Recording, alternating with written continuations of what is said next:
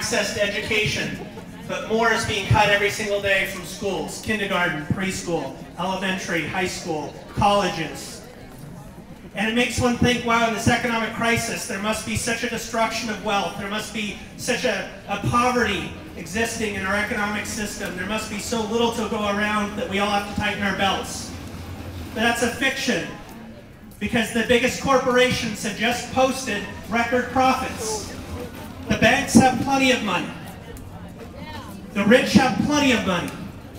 Why are we fighting each other over pennies for schools? One stealth bomber could pay for a healthcare system for the United States. A couple more, a healthcare system for the world. A nuclear submarine would fully fund US schools. But the government seems to have plenty of money when those programs come along. When the US government needs to fight another war in another country, when they need more troops for Afghanistan, a war where most of the people in the United States are opposed to this war. It is an unjust, colonial, destructive, murderous war that's denying the people of Afghanistan their self-determination. From the first day, the people of Afghanistan were opposed to the war. We may have taken a while to figure out the war was wrong. The people in Afghanistan knew it was wrong, and they opposed it. So for 8 years now, a war has gone on and taken money away from what we need. Jobs, healthcare, education. They say we have to cut more, we have to cut more, we have to cut more. At the same time, they're saying we have an economic crisis and there should be some sort of stimulus. The only stimulus they seem to be able to figure out is throwing money at banks that have wrecked the economy. Banks have wrecked the economy, so let's give them more money. Banks have wrecked the economy, let's give them more money.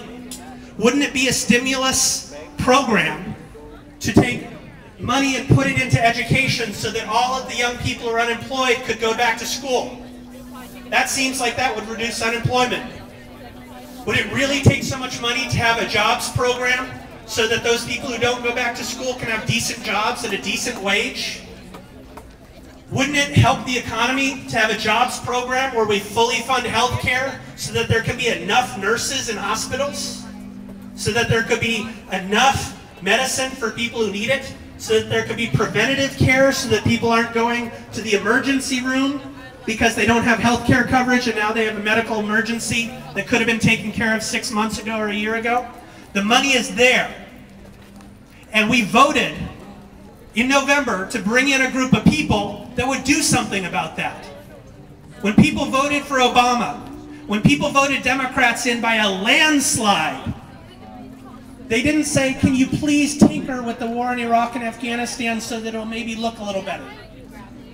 Can you please make sure that corporations have enough money to keep doing what they're doing? No, this was a mandate to take care of people, not profits.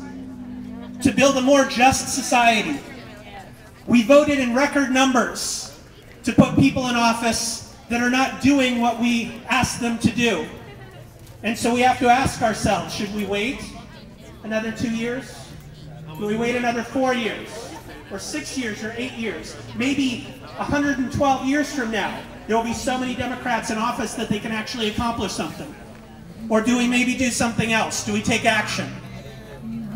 And we have to ask, if programs are being cut now, if unions are under attack now, how did we get those programs and how did we get those unions?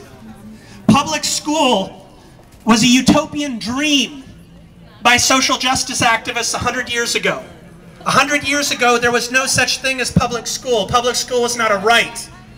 People fought for public schools by getting together with people who thought the same way and getting out in the street, putting themselves on the line and organizing.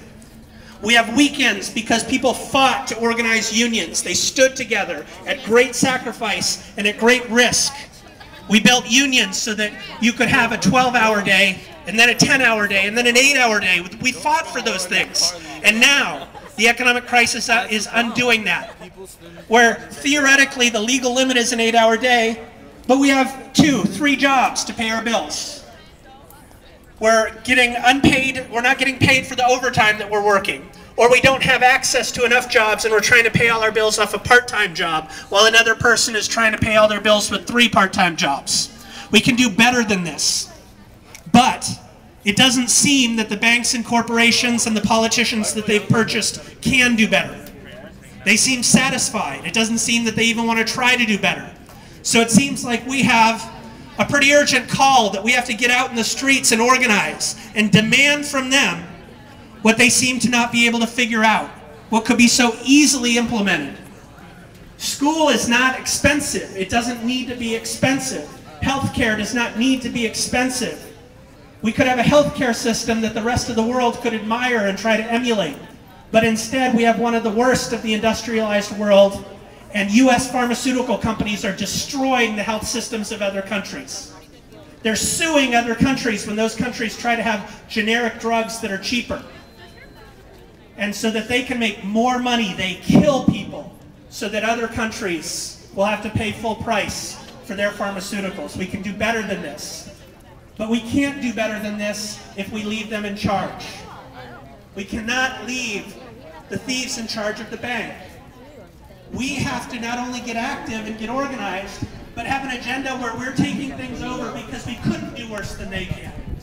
Poor and working people in the United States can do so much better, but we have to organize. We're not going to be invited to do it by the government. We're not going to be invited to do it by the corporations, and we can't wait any longer. Because who here is going to tell the people of Afghanistan and the soldiers being sent to Afghanistan, which there's now a report, finally for the first time, the military is meeting their recruitment goals.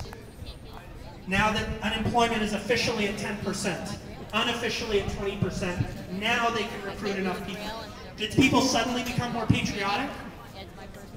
Did people suddenly decide they really want to go fight in Afghanistan? Of course not. They couldn't afford school. They couldn't find a job. So finally, they came around to the idea they had no other option, and they're getting sent to Afghanistan. And so we can't wait. We have to come together to give the people of the United States a better alternative than signing up to the military, a better alternative than less than minimum wage jobs and scraping to get by, and the people of the world a better alternative than imperialism and war. Because with a cooperative society, we wouldn't have to have this future of war. The people of the world can build something so much better, but there's a huge empire in their way, and we need to not only not be a part of that empire, but stand against it. And we can't wait, and we ask people to get involved in any organization. If there's no organization around you, form one. If you can't form an organization, do something on your own. One person standing on a corner with a sign is a part of the global movement for social justice. But you'll find when you're that one person on a corner with a sign that you don't stay that way for very long. More and more people are wanting to take action. More and more people are waking up, saying this is not acceptable. We can do so much better. And realizing that it's profitable for banks and healthcare companies to continue to destroy the world and destroy people's lives for money, but that it's in the interests of humanity to push them out of the way and to build something else.